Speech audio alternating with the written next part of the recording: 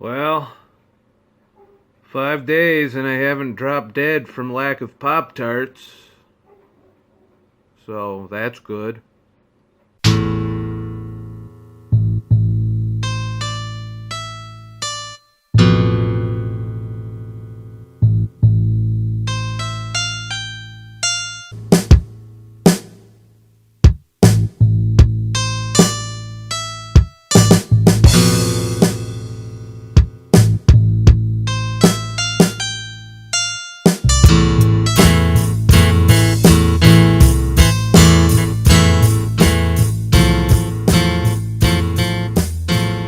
Well, excuse this fucked up format, but we're going to be going over some of my fucking lovely ketogenic dieting experiences for the week.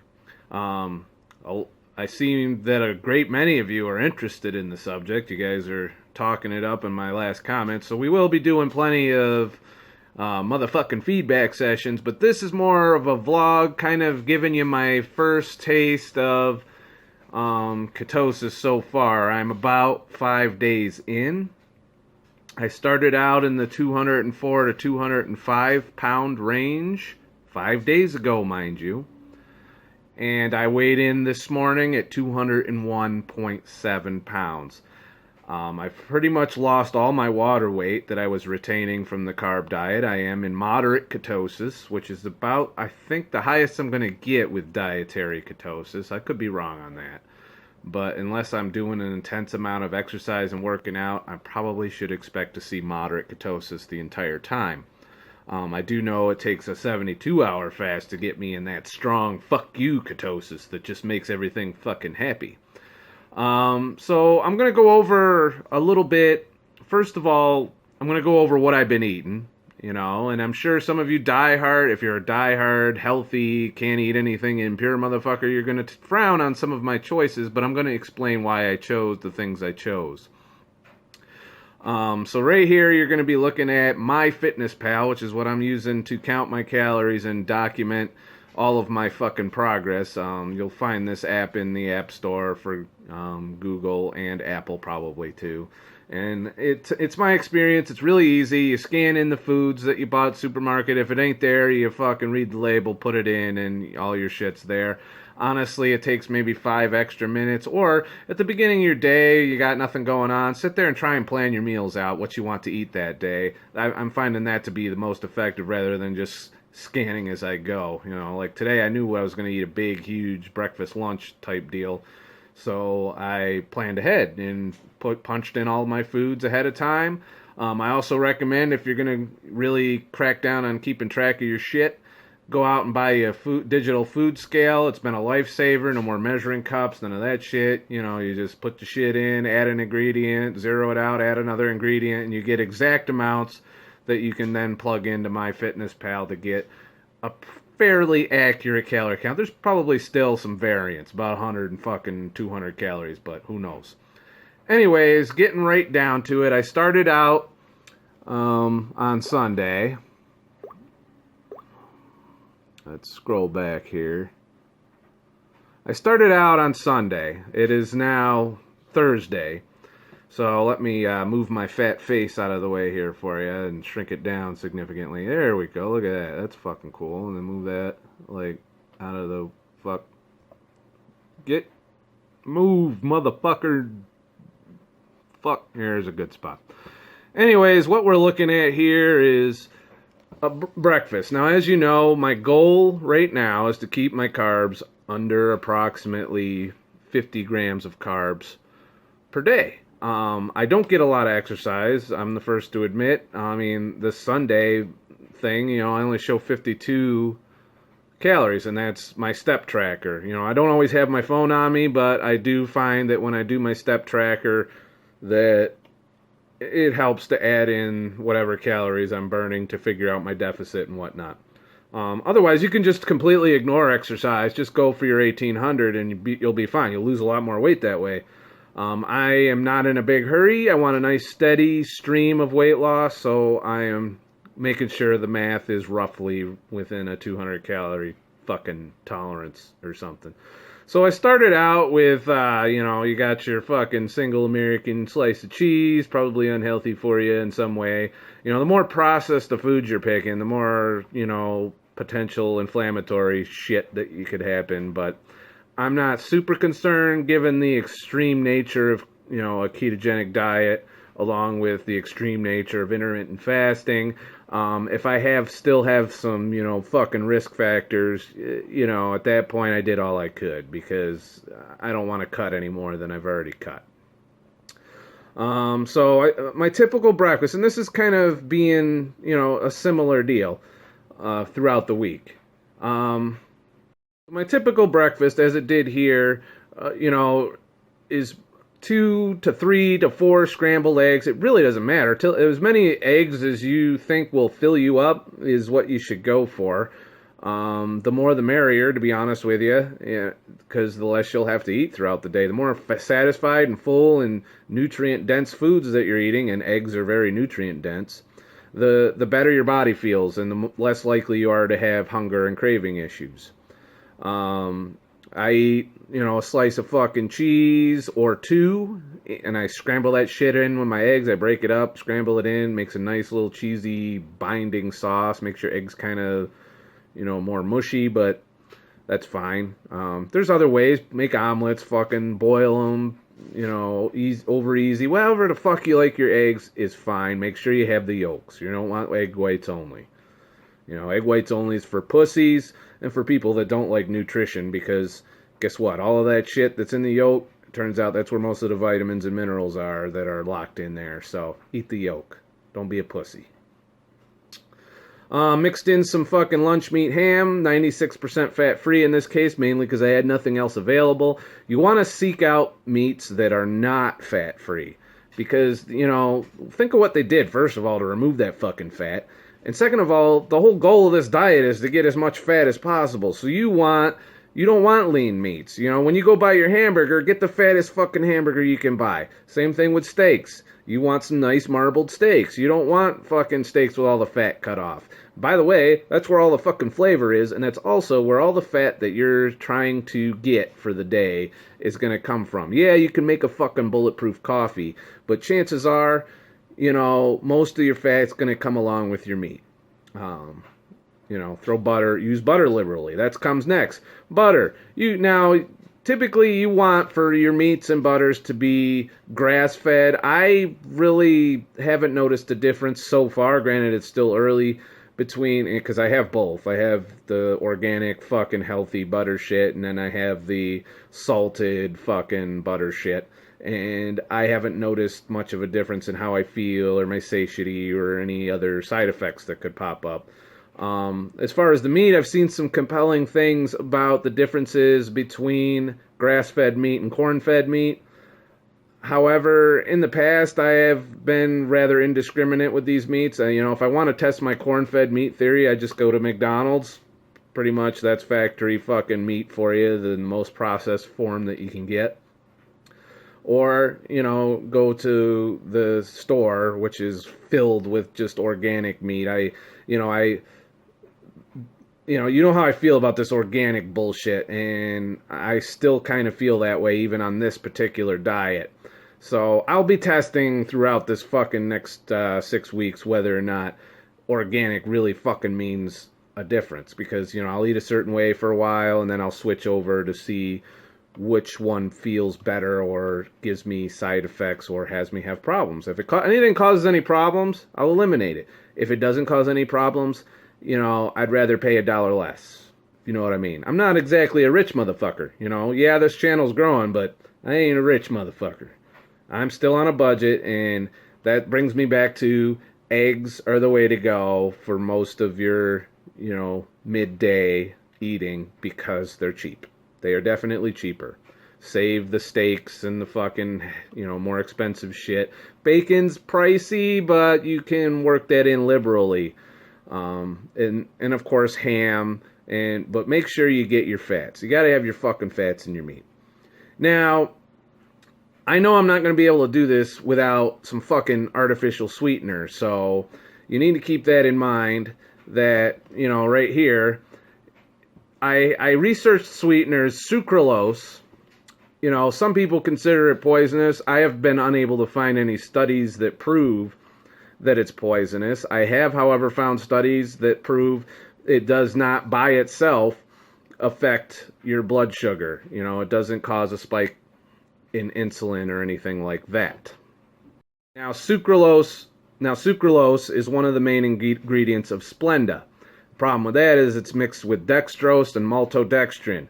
These two things do cause an insulin response, so you definitely don't want to use a lot of that if that's mixed in. So look at your labels. If you don't see maltodextrin and you don't see malodextrose or whatever the fuck it is in there mixed in with your sucralose, then you will most likely not have an insulin response. Been doing this for the past 5 days with this hot chocolate light, which is 25 calories, 4 grams of carbs. Those carbs, only 2 of them are sugary, I guess. You know, there's a little bit of debate out that, and the rest is like sugar alcohol, which is part of the whole deal. But sucralose as a sweetener in and of itself is 0 calories. So they're putting something else in here that I'm probably not happy with. However, it has not affected my ability to get into ketosis. I drink generally 1 to 2 of these a day to fill in my sweet tooth, because I want some sweets, and it's hard to find a lot of keto-friendly sweets. You know, that's the first thing you're going to run into doing this. You can have some berries that are sweet, and that's about it. So you're really going to have to turn to processed foods, particularly Atkins, which is probably very bad for you in some way. There's no way they could be natural. Now, I've taken a shit on vegan pizza, but now that I'm doing this ketogenic fucking 6-week challenge, I am about to try Atkins pizza. Now, if anybody's going to try not to fuck up ketosis, it's going to be Atkins. But there's a little bit of a debate going out there in the keto community on whether or not it actually, you know, kicks you out of ketosis or not. It's probably bad for you. Probably just as bad for you as eating real fucking pizza. With all the chemicals and shit that they put into this. But I'm going to try it, and we'll see how it goes here. I miss real pizza already, and it's only like day 2.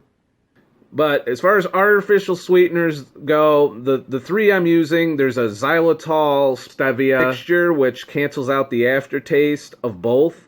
I found 1 little packet of those. You can find those in any of them vegan nature fucking stores of happiness.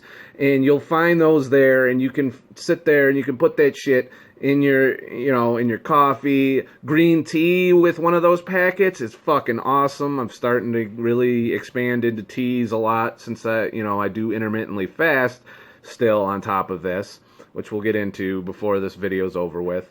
But overall, you want to try and, you know, limit your use of these sweeteners to when you absolutely just, usually once after a meal. So definitely, I recommend the Swiss Miss light hot chocolate as a chocolatey source of fucking happiness for you. Because, you know, you need chocolate. And yeah, you can get that fucking bitter-ass, unsweetened chocolate and eat that pretty liberally, but let's face it, that tastes like shit.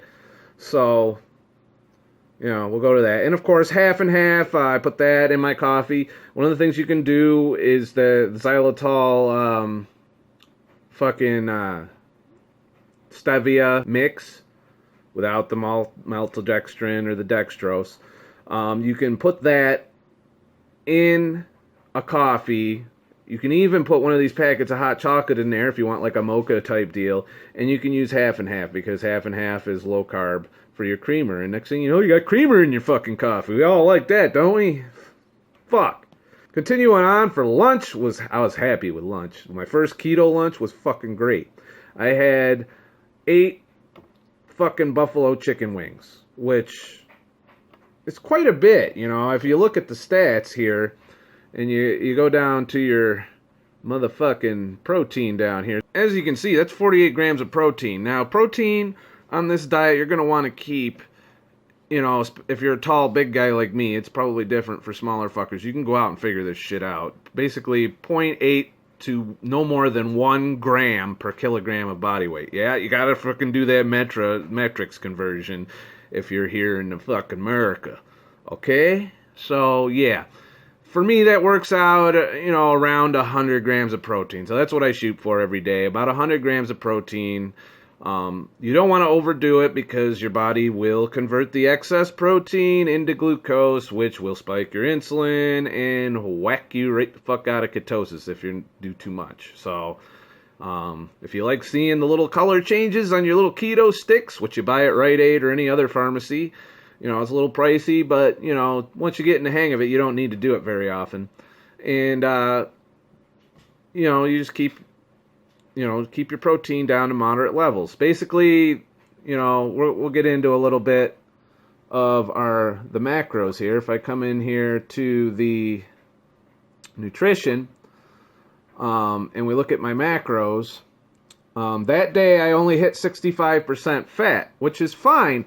Because if you don't hit your 70% fat, but you only hit under your 25% fucking protein, and in this case I went a little over on carbs, but you try to shoot for about 10% carbs, 5% if you're really fucking, trying to nail it. I was 47 grams of carbs that day minus fiber, so, basically you figure out your net carbs. I know some people say no, but for me, I'm in ketosis on net grams of carbs, so you can subtract the fiber, but, be careful.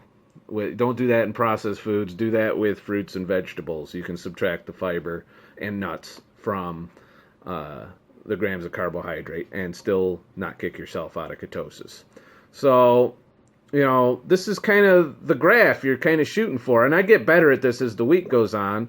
And the nutrients, if we look over here, we got 89 grams of protein out of the 95. Now, when you first get this fucking app, it's going to try and put you in the basic American fucking food pyramid version of these. You need to go in and change your macros to get it set up to the percentages that you want, which is nice that it lets you do that. But every once in a while, when you input your new body weight, it resets all that. You got to go back and fucking do all of that.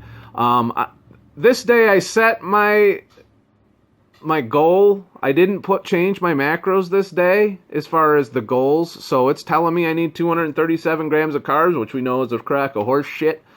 But I managed to keep it with 47 grams of carbs, and you subtract the 3 grams of fiber from that, and you get 44 grams net carbs for the day. Fat, 114 grams. Fat doesn't matter as long as your calories are in a deficit for weight loss. So, and the bigger the deficit, the more body fat your body will grab for your fat percentage. So, if you don't nail your fucking fat, then you don't have to fucking worry about it. So, that's basically Sunday. Salads. You want to work in salads that contain spinach, leafy greens, beet greens. There's any kind of salad that'll give you your potassium for the day. You need potassium and sodium a little more now than you did before because you're not holding on to your salt. So you need this. You need salt. You need potassium. You need magnesium to a lesser degree. You'll get a lot of these in your salads. So eat a huge fucking bowl of salad. This time I ate 127 grams of salad, which is quite a bit. I sat down and ate a whole fucking salad. Italian dressing is okay. You can't go fucking super crazy with it because there's carbs in it. But you can definitely put enough on your salad if you have enough carb budget to completely flavor it and make it kind of sweet. So if you like a little sweet at the end of your deal, save your salad for after you get done eating your fucking fat and shit, and you'll find that it's very satisfying. And you might not want your fucking dessert. So keep that in mind, there's all kinds of shit that you can do. I'm sorry, I'm experimenting with this new picture-in-a-picture shit thanks to my Galaxy Note 5, so Here we go. Monday, same thing. Breakfast was, I put some 2% milk along with some coffee creamer. And, basically I made a mock bulletproof coffee here. I did 1 cup with the I actually cheated this day too, a little bit, and put some creamer, some Italian sweet cream coffee, and I didn't kick myself out of ketosis by doing this. So once you're starting to get a little depleted, I was in light ketosis, during this because I was still depleting my glycogen, but I didn't refill anything doing this, and I only used 1 tablespoon. And that only gave me 2.5 grams of carbs, all from sugar. So it's not like sugar's completely fucking off limits. It's just, you can't have shit tons of this stuff. You have to be careful. Be as careful as you can. So if I did 2 tablespoons, it generally takes 3 to make it taste really good. So if I did 2, I'd be sitting at 5 grams of carbs. I probably would want to stop there because I'm going to get carbs from other things that I'm eating in the morning or in the afternoon. But if all I was going to do was a cup of coffee, and I was not fasting, I was breaking my fast, I would put regular flavored creamer in there, and it's probably not gonna fuck me up. I will experiment more with this in the future, but I don't do this all the time. It just happened to be that day. Plus, I have a shit ton of creamer I don't want to go to waste. So I was seeing basically if it would fuck me up on this path, and it didn't. Which is why I do in the 6 weeks, is to make sure I can experiment a little bit in the beginning on what I can get away with and what I can't. So we come here, we got the organic cultured butter. How I feel about motherfucking organic. And we got coconut oil, and basically I use this to make bulletproof coffee. You can look it up. It's not really bulletproof coffee because you didn't buy the special coffee with the special fucking butter and the special fucking MCT oil that somehow makes your fucking brain go nuts. It really, that's bullshit. I'm sorry, but I'm not operating in any different performance if I spend my money in your online store than if I go to the fucking supermarket and buy their shit.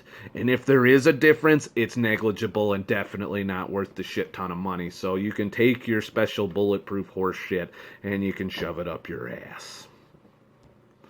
Alright, back to the fucking vlog. Yeah, here we go. Lunch. I did, 3 eggs, butter, salt, unsalted, 1 slice of cheese, and some dry roasted peanuts for dessert. And dinner, now this is awesome. I like chicken speedies, so we made chicken speedies. Good fucking stats on chicken speedies. I mean, let me move my fat head here. Carbohydrates, 0. So my chicken speedies, one of my favorite foods, is perfectly all right. I could probably eat as much of that as I want. Without going over my protein, that is. More salad. And now yogurt. I like yogurt, but it is a goddamn minefield of pain. There's 2 kinds of yogurt that you can eat on a ketogenic diet.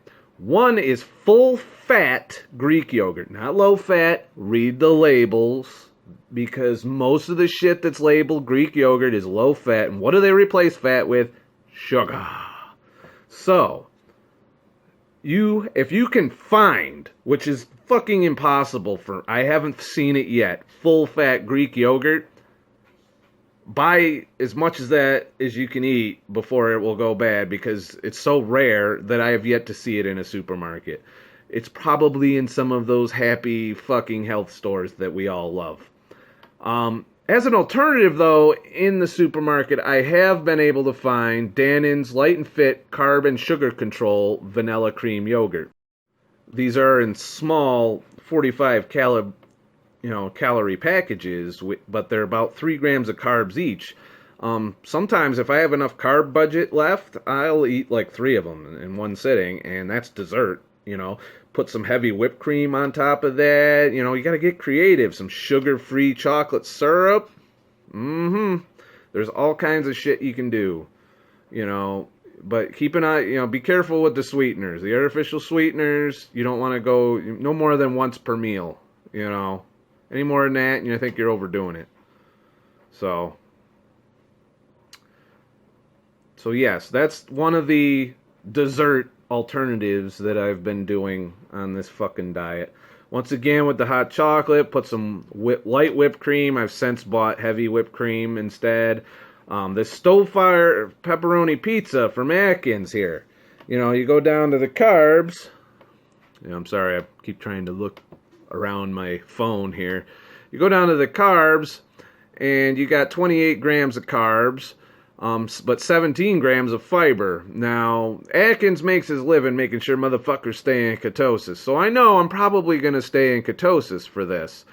And I did. I ate this pizza. It didn't affect my ability to get into ketosis at all. I'm in ketosis today, moderate.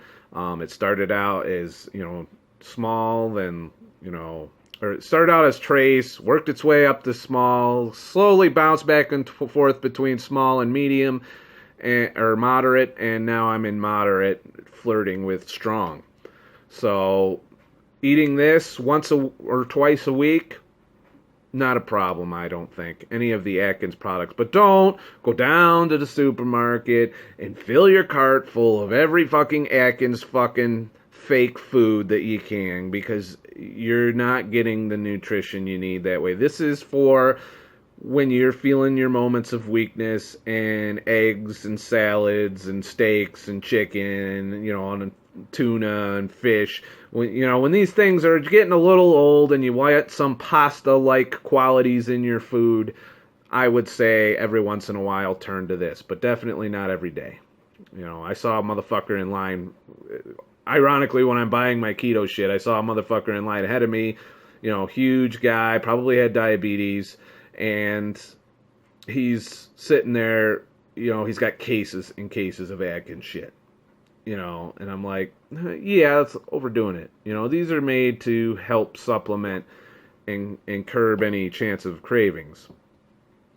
So, yeah, be careful, motherfuckers. So, yeah, and once again, I track my exercise here. I burned 224 calories walking that day. That's based completely off my pedometer on my phone. Don't always carry it, but when I did carry it, that's the amount of calories I supposedly burn. And so far, that estimate hasn't put off any weight loss problems. So, you can see, this is basically the pattern of my meals. I change it up a little bit here and there. Like this day, I put some Montreal seasoning, and I made this really awesome, which I'm going to go over at some point because I love this so much that I'm going to keep doing it. But I came up with this hamburger helper-like recipe where I mixed hamburger, cheese, some spices, in with a spring mix salad, which contains spinach and some of the potassium-providing greens. And it was like eating hamburger helper. Well, I shit you not. Yeah, I didn't have macaroni in it, but you know what? I didn't need macaroni in it because the salad provided just enough consistency. And as we all know, salads in and of themselves have no flavor. Well, neither does macaroni, You eat macaroni, it's not very flavorful. It's what you put on it that counts. Same theory applies to salads. If you can't stomach a bitter-ass salad, find something that's tasty to mix with it. And that can be meats, bacon, cheese, butter, there's all kinds of shit you can mix in your fucking salad to make it more palatable. In this case, I made salad fucking hamburger helper, which was goddamn delicious. So, if you look right here, I made myself a mock, I put some string cheese, melted it on top of some pepperoni, and put some garlic salt on it. Not garlic powder. Garlic powder's carby. So, that covers basically roughly what I've been eating. Now, this has been what my diet, my macros have looked like almost every day. Almost 70 grams of fat, 127 grams of protein, a little high, a little over, but I'm still in ketosis, so apparently that's fine, as far as I can tell. We'll time will tell. So I'm still in ketosis, even though I had this yesterday. This was yesterday's. I was in moderate ketosis when I woke up this morning. Been in moderate all day. And this is 24%. So pretty much this is about the max, I would say, for me. Now, it's different for everybody, but for me and my calorie goals, this is about the max percentage of protein. And 10% is about the max percentage. That 51 grams of carbs, if we come down here to my carbs, wherever the fuck, there they are. You can see I got 51, 8 of which were fibers, so about 43 net grams of carbs.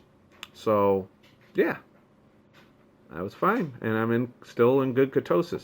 Now, this might be different for people, because different people have different carb tolerances. Some people are so carb intolerant, that you absolutely have to get down to 25 grams of carbs, and it's going to suck for a while. But as you slim down, as your insulin sensitivity changes, as all your hormones realign themselves, I anticipate that you'll be able to add your carbs, maybe even up to 100 grams a day, and to maintain your weight once you get to your goal. So that's it for staring at boring ass fucking stats. So now to talk about my experiences on, my first 5 days of ketosis. As far as my intermittent fasting protocols, I've been doing a simple, straightforward 16-hour fast, 8-hour eating window. Today I went about almost 18 hours fasting and then had my eating window. And hunger levels. I did find myself feeling a little, and I do mean a little by standards. I've experienced all fucking forms of hunger and cravings throughout my intermittent fasting. I felt a little bit of hunger in the morning. It passed as soon as I had my coffee, my black coffee. Boom, no more hunger. But once I've started eating for the day and well into the night after I stop eating, I don't feel any physical hunger whatsoever. None. In fact, sometimes I was finding it that I had to push myself past my satiety levels a little bit just to meet my calories for the day. Because I don't want a huge calorie deficit, because I know that can lead to cravings and hunger. 500 calorie deficit each day with 16 and 8 is definitely a good, viable weight loss strategy. And that's my goal right now, is to cut back down. And I don't really set a lower limit. I want to see how far I can take this. So my hunger issues have been non-existent. No cravings to speak of. Now, I do miss things like Pop-Tarts and, all my sweets. I miss them. But I'm not craving them. I'm not going into the kitchen like I used to and stare at them and be like, should I break my fast? Should I break my fast? Fuck, I need to eat something fucking sweet. I was pretty much an addict in many hardcore ways. And I'm not saying I've kicked that addiction. I do still, miss eating these foods and haven't found a suitable substitute for them yet. I'm still looking, and will continue to try and find substitutions, because I'm starting to, the more I dig into this research, the more I realize just how fucked up our diet is here in America and in other parts of the world where the Western diet is pretty much got everybody hooked in, and they pretty much have, the government has made it so you have to eat that way. You go into a supermarket, it's almost impossible to, if you're not reading labels and you don't know what the fuck you're doing, it is impossible to eat healthy going into the store. It's not, unless you're just sticking to the produce section and maybe the meat section. If you go into the middle of the store where all the shit's in boxes, you're fucked. Straight and simple, And I love those shit that's in them boxes. You guys know this. I lost 50 pounds, but I did it in a pretty difficult way, to where I was experiencing severe hunger in some points and severe cravings, like drug withdrawal style fucking cravings.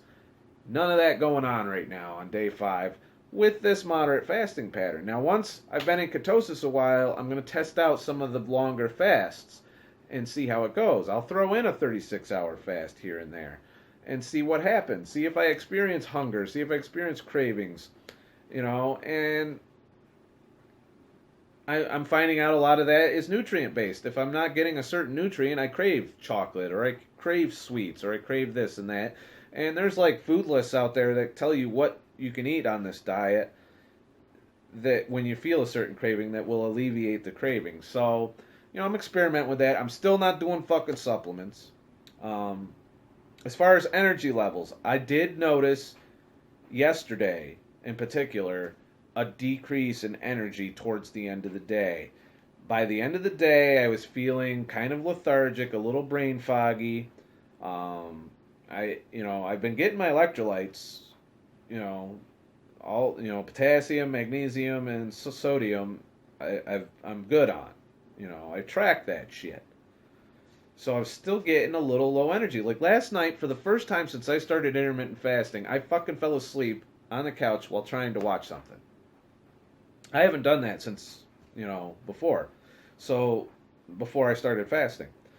So, when that happened, I was like, oh shit, I hope this isn't how it's going to be. And a lot of the thing I'm researching says that after a while of doing a ketogenic diet, that those symptoms pass and your body becomes used to fat metabolism and you get all your energy. So, overall, that's pretty much my verdict there. My energy levels are a little sucky right now, but mostly in the end of the day. Today, no issues whatsoever. I was up. I got ton of shit to do. Got tons of work to do. I read an entire book. I've done, a whole lot of mental and physical things today without any issues. And so another thing might be a little bit of an exercise issue. You got to get your body used to burning this shit. And if you're just sitting on your ass like I was yesterday, I'm thinking that you're not going to burn as much, energy. And your body's not going to kick in the hormones that it needs to do that. So today when I was up moving more and, getting some more exercise, I have more energy. But I'm not out of the woods yet. I know I'm still going to have energy dips throughout this. And I'll weigh them against my results. If I'm getting really good fat loss results, I guess I can take a nap every now and then. It's kind of fucking rough, and then you think about it. Just as long as it isn't all day every day, and it's toward the end of the day, I think I'm okay with that. It might be a trade-off worth making. We'll see how it goes. But so far, the goal of eliminating cravings and hunger while still losing weight is dead on. And I am enjoying a lot of the foods I'm eating.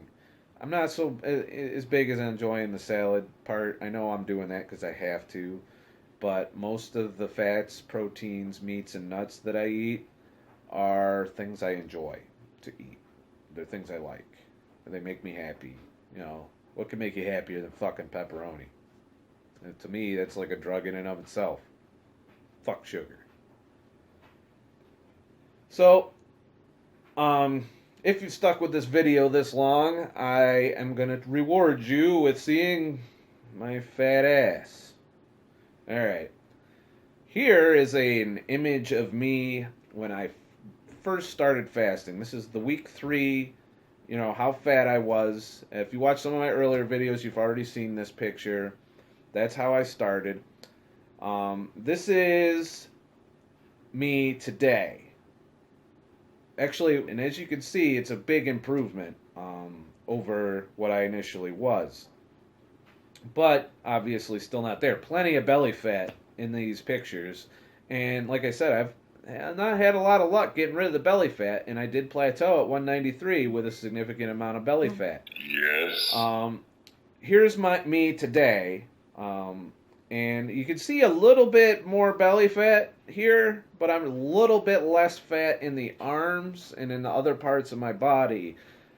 So my body's really holding on to this belly fat, and that's one of the things I'm hoping to, take a big bite out of with this little challenge. So that's what we're working with, and we'll see how I look at the end of this journey of ketosis, or if I decide to not do it or just switch to cyclical ketosis or one of these other protocols that you can use with keto.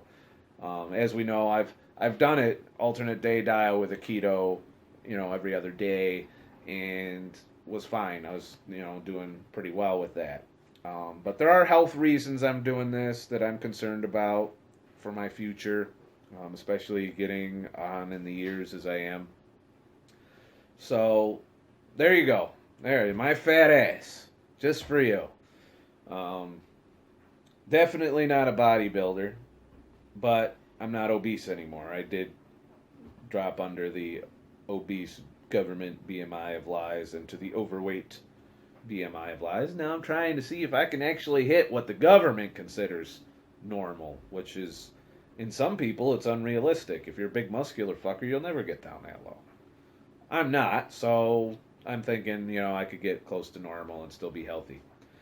So I'm shooting for maybe 12 to 15% body fat. I don't think I'm going to ever get down to 8, which is hardcore ab action. I like to see a little ab action, but I know I'm going to always have some belly fat and some loose skin action with the belly fat. So I'm never going to be a hot motherfucker with my shirt off. I look good with clothes. So, but remember, even though I sound like I know what the fuck I'm talking about, I'm not an expert. I'm just a fucking asshole. Have a nice fucking day.